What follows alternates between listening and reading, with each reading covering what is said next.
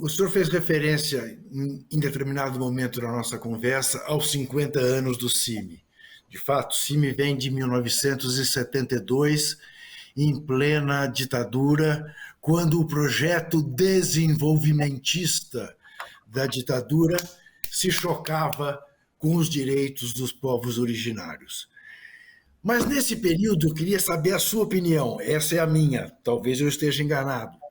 O senhor concorda que durante muito tempo as forças progressistas brasileiras não deram a devida importância à questão indígena no Brasil, não trataram com o devido respeito aqueles que estão aqui desde muito antes do Brasil ser revelado por Pedro Álvares Cabral?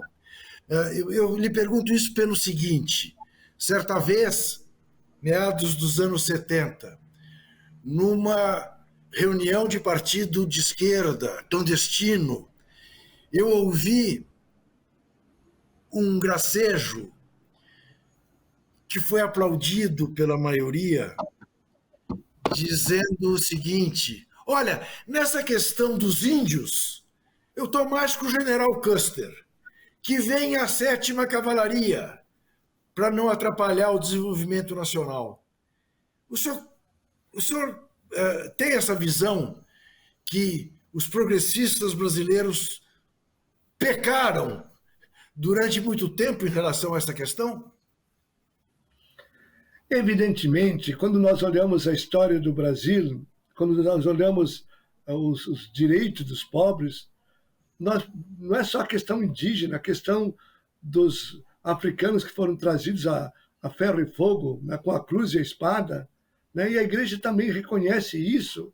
Nós temos muito pecado ao longo dessa história, onde alimentamos caminhos de práticas não adequadas às culturas dos povos indígenas, às culturas dos povos africanos que foram trazidos para cá.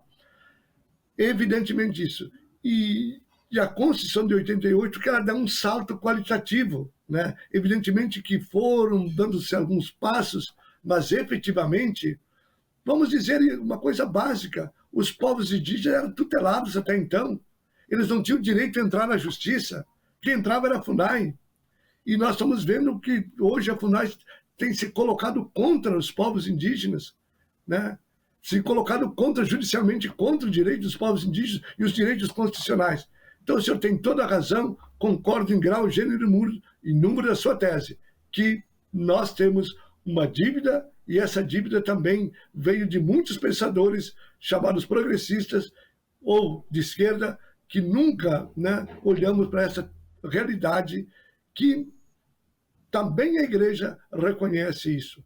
O Concílio Vaticano II nos deu um novo impulso e também os caminhos foram. Evidentemente que nós temos nomes, né, grandes nomes, né, que lutaram, que defenderam.